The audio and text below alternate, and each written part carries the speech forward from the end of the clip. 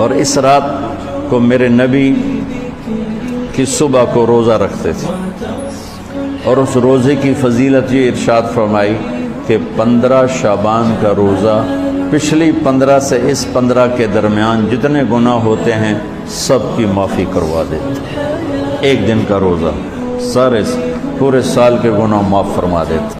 حضرت سیدنا علی المرتضیٰ رضی اللہ تعالی عنہ سے مروی ہے، مولا کائنات فرماتے ہیں رسول کریم نے ارشاد فرمایا اذا کانت لیلۃ النصف من شعبان، حضور نے ارشاد فرمایا جب شعبان کے نصف کی رات آئے فقوموا لیلہا وصوموا نہارہا، تو راتوں کو قیام کرو اور اس کے دن کو روزہ رکھو۔ فإن اللہ تعالی ینزل فیہا لغروب الشمس الی سماء الدنیا، اللہ تعالیٰ جل شانہ نزول اجلال فرماتا ہے غروب شمس کے ساتھ ہی پہلے آسمان پر، فیقول، اور ارشاد فرماتا ہے کوئی ہے مجھ سے بخشش مانگنے والا میں اس کو بخش دوں، الا مسترزق فارزقہ، ہے کوئی مجھ سے رزق طلب کرنے والا میں اس کو رزق دوں، الا مبتلا فوافیہ، ہے کوئی مصیبت میں پھنسا ہوا میں اس کی مصیبت دور کر۔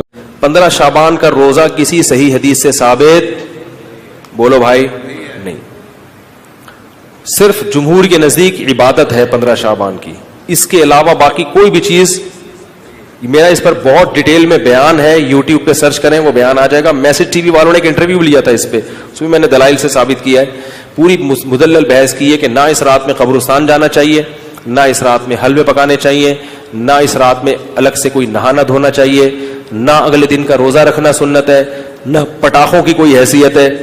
سمجھ لو اب مجھے پتا ہے جو گالیاں آنے والی ہیں یوٹیوب پہ، چلو کوئی بات نہیں، اس کو بھی انجوائے کرتے ہیں۔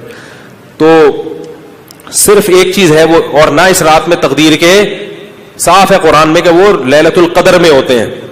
علامہ ابن تیمیہ رحمہ اللہ نے لکھا ہے کہ لیلۃ القدر کی اہمیت کو گھٹانے کے لیے بھی اس رات کو بہت زیادہ اہمیت دی گئی ہے۔ اگلے دن کا روزہ بھی کسی صحیح حدیث سے ثابت نہیں ہے، ابن ماجہ کی ایک روایت ہے وہ بھی سند کے لحاظ سے بہت کمزور ہے۔ تو وہی بات میں دوبارہ دہراؤں گا کہ فضیلت میں کسی عمل کی کو ثابت کرنا تو درست نہیں ہے، پہلے سے ثابت شدہ کوئی عمل ہو تو اس کی فضیلت میں ضعیف حدیث بیان کی جا سکتی ہے، ضعیف حدیث سے کوئی چیز ثابت نہیں ہوتی۔ تو 15 شعبان کا روزہ اس کا اسلاف میں ہمیں نہیں ملتا، کوئی کسی مستند روایت میں کوئی تذکرہ ہو کوئی، اور ابن ماجہ کی اس روایت کے علاوہ بھی کہیں ہمیں کوئی روایت نہیں ملتی۔ اور محدثین کے ایک اصول ہے کل ما تفرد به ابن ماجہ فهو ضعیف، خود ابن ماجہ حدیث کی ایسی کتاب ہے کہ بعض محدثین کی یہ تصریح ہے کہ صرف ابن ماجہ میں اگر روایت ہو اور کہیں نہ ہو، غالب امکان ہے کہ وہ روایت کمزور ہوگی۔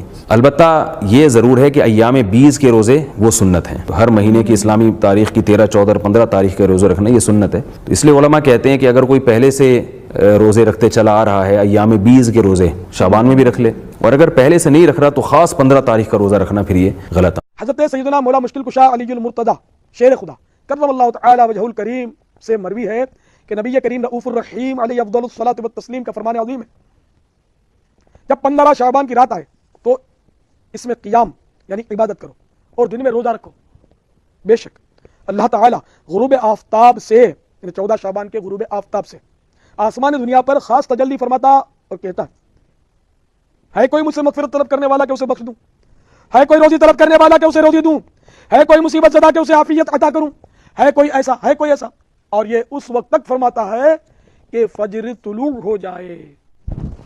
پیچھے پیچھے پیارے پیارے اسلامی بھائیوں اور اسلامی بہنوں، شب برات میں اعمال نامے تبدیل ہوتے ہیں، لہذا ممکن ہو تو 14ویں شعبان المعظم کو بھی روزہ رکھ لیا جائے تاکہ اعمال نامے کے آخری دن بھی روزہ ہو۔ 14 شعبان کو عصر کی نماز پڑھ کر مسجد میں اسلامی بھائیوں کو چاہیے کہ نفلی اعتکاف کی نیت سے ٹھہر جائیں، مسجد میں نفلی اعتکاف کر لیں عصر کی نماز سے، عصر کے بعد باہر نہ نکلیں کہ مغرب کے بعد غروب آفتاب کے بعد اعمال نامے تبدیل ہوں گے، تو آخری لمحات جو ہیں اعمال نامے تبدیل ہونے سے پہلے جو ہے آخری لمحات وہ مسجد کی حاضری اور اعتکاف اس میں لکھا جائے۔ کوشش نہ کریں۔ اصل ایشو یہ ہے کہ جو 15 شعبان کا روزہ ہے یہ الگ سے ایک عبادت ہے، اس کا تعلق شب برات کے ساتھ نہیں ہے۔ شب برات والی روایتیں کمزور ہیں، وہ آپ یوٹیوب پہ میرا کلپ دیکھ سکتے ہیں۔ 15 شعبان کا روزہ اس کی الگ سے فضیلت آئی ہے، شب برات کی وجہ سے نہیں، الگ سے۔ اس میں نے بتایا، چلے اب میں دل جوئی کے لیے، چونکہ اب آج ماحول ہے، آج خود بائی چانس ہی آج 15 شعبان 1440 ہجری ہے، تو میں بتا دیتا ہوں دیکھیں سنن نسائی میں ایک حدیث ہے، نبی علیہ السلام شعبان میں کثرت سے روزے رکھا کرتے تھے. تو صحابہ نے پوچھا یا رسول اللہ صلی اللہ علیہ وسلم آپ جتنے روزے شعبان میں رکھتے ہیں کسی اور مہینے میں اتنے روزے نہیں رکھتے، اس کی کیا وجہ ہے؟ آپ صلی اللہ علیہ وآلہ وسلم نے فرمایا کہ یہ وہ مہینہ ہے کہ جس مہینے میں نامہ اعمال اللہ تعالیٰ کے حضور پیش ہوتے ہیں، اور میری یہ خواہش ہے کہ جب میرا نامہ اعمال اللہ کے حضور پیش ہو تو میں اس وقت روزے کی حالت میں ہوں. ایک حدیث ہے بخاری اور مسلم میں کہ ایک صحابی کہتے ہیں کہ مجھ سے نبی صلی اللہ علیہ وآلہ وسلم نے فرمایا کیا تم نے سرر شعبان کا روزہ رکھا ہے؟ تو انہوں نے کہا نہیں یا رسول اللہ. تو آپ نے فرمایا اب جب شعبان کا مہینہ گزر جائے، رمضان بھی گزر جائے، تو شوال کے مہینے میں تم 2 روزے رکھ لینا.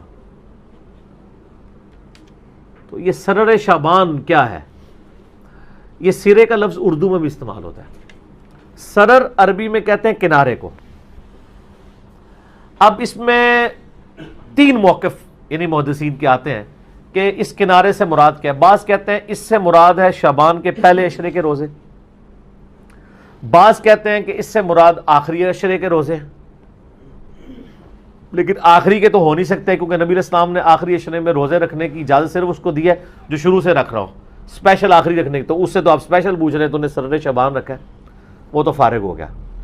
پہلے والا سرہ بھی نہیں ہے. اس کی وجہ یہ ہے کہ صحیح مسلم میں ایک حدیث ہے نبی علیہ السلام نے کیٹاگوریکل فرمایا کیا تم نے اس مہینے کے سرہ میں روزہ رکھا ہے؟